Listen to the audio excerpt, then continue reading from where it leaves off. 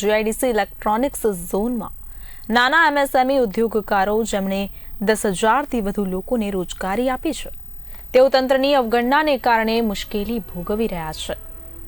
જૂની 20 ફૂટની drainage line સાથે જ સંકલન કર્યા વિના નવી 11 ફૂટની લાઇન નખાતા ગંદુ પાણી ઉદ્યોગોમાં ઘૂસી રહ્યું છે। ઉદ્યોગકારોએ ઘણીવાર મેયર, કમિશનર અને ઉદ્યોગ ભવન સુધી રજૂઆત કરી હોવા છતાં સમસ્યાનું સમાધાન થયું નથી। કોર્પોરેશન તરફથી માત્ર નામમાત્રની સફાઈ કરવામાં આવે છે।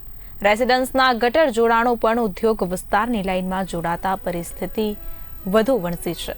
અમે રોજગારી અને રેવન્યુ બંને આપી રહ્યા છે તો પણ અમારી અવગણના કેમ તેવા પ્રશ્નો સાથે ઉદ્યોગકારો તંત્ર સામે આક્રોશિત જોવા મળી રહ્યા છે। જે આ સૌ ઉદ્યોગકારો અહીંયા આગળ ભેગા થયા છે એમનો એક મોટો પ્રાણ પ્રશ્ન છે। છેલ્લા લગભગ 1.5 વર્ષથી અમે ગટરો ઉભરાવાની જે કંઈ પરિસ્થિતિ અહીંયા એસ્ટેટમાં ઊભી થઈ છે એના લીધે પરેશાન છીએ। અમે વખતો વખત અનેક પત્રો લખ્યા છે, જેમાં મહાનગરપાલિકા આવી જાય છે, રોડ એન્ડ બિલ્ડિંગ ડિપાર્ટમેન્ટ આવી જાય છે। તેમ છતાં અહીંયા આગળ જે શાસક પાર્ટીના સ્થાનિક હોદ્દેદારશ્રીઓ છે, ધારાસભ્યશ્રી છે, સૌને અમે વખતો વખત ઘણી રજૂઆત કરી છે। અહીંયાની પરિસ્થિતિના જે કંઈ જીઓ ટેગિંગવાળા ફોટોગ્રાફ્સ પણ અમે મોકલેલા છે, એના વિડીયોઝ પણ અમે શેર કરેલા છે। આજની પરિસ્થિતિ એવી છે કે અમારી ઇન્ડસ્ટ્રીમાં A, B અને E ઝોન આવેલા છે। અત્યાર સુધી કંઈક 5 નંબરના રોડ ઉપર પ્રશ્ન હતો, એના લીધે અમારે A અને B ઝોનમાં ફેક્ટરીઓના આગળ ગટરો ઉભરાઈને છેક કેમ્પસમાં ઉભરાવા માંડેલી। તેમ છતાં પણ અમને કોઈ પાલિકાના તંત્ર તરફથી પૂરતી સહાય મળી નહોતી। રજૂઆતો અમે કરીએ છીએ, એમના કોન્ટ્રાક્ટરો વખતો વખત એ લોકો મોકલે છે, પણ કોઈ કાયમી સમાધાન નીકળતું નથી।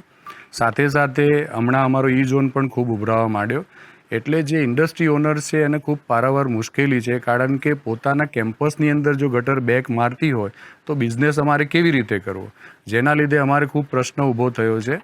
અને આજે આ ઉદ્યોગકારો ખૂબ જ દુઃખી છે અને અહીંયા સૌ ભેગા થયેલા છે, એમની રજૂઆત છે અને આજે આપના માધ્યમથી અમે આ રજૂઆત કરી રહ્યા છીએ।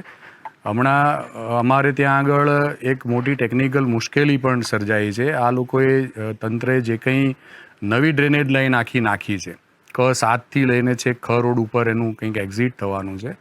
અમારી જે એક્ઝિસ્ટિંગ જૂની લાઇન છે, ડ્રેનેજ લાઇન, એનું જોડાણ 17, 18, 20 ફૂટે આવેલું છે અને જે નવી લાઇન નાખી છે એમને, એની અંદર ઉપર જે જાય છે લગભગ 11 થી 12 ફૂટના લેવલે એ લોકોએ લીધી છે। જે વાત કરી એમાં જ હું આગળ વાત કરું તો અત્યારે જે K6 છે ને આપણો ફ્લાયઓવર જે બની રહ્યો છે 6 નંબરના રોડ ઉપર, એ કોન્ટ્રાક્ટરે જેટલા બી ઢાંકણા હતા એ બધા તોડીને ગટરમાં નાખી દીધા છે। આજે પણ અમે કાઢ્યા છે, પણ જે અધિકારીઓ છે એ કાં તો R&B કહે છે કે કોર્પોરેશનનું કામ છે, કોર્પોરેશન કહે છે R&Bનું કામ છે, એટલે આમાં માથા બદલાય છે પણ કામ થતું નથી। આજે પણ અમે માથે રહીને જ્યારે કામ કરાયું, અમે જ્યારે પોલિટિકલ વાત કરીએ છીએ ત્યારે એ લોકો અધિકારીઓને મોકલે છે, અધિકારી આવે પણ છે, પણ સોલ્યુશન આવતું નથી। એટલે આજે માથે રહીને પંડ્યા સાહેબ પણ આવ્યા હતા કોર્પોરેશનમાંથી, મશીનો લાવ્યા અને જ્યારે કાઢ્યું તો ખબર પડી કે આખી રીંગો અને ઢાંકણા નીકળ્યા છે, જેના ફોટોગ્રાફ્સ પણ અમે તમને શેર કરીશું।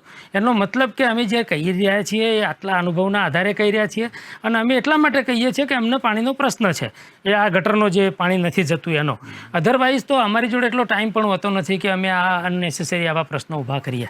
એટલે આ ગટરનો જે પ્રશ્ન છે એ તાત્કાલિક સોલ્વ કરવો જોઈએ। અમારા યુનિટમાં જ્યારે એ લોકો ચકાસણી કરે અને ચમચી જેટલું પાણી રહ્યું હોય અને પાણીના પોળા પડ્યા હોય તો નોટિસ આપી શકતા હોય, તો આ ગટર ઉભરાશે તો એમાં પાણીના પોળા પડવાના જ છે।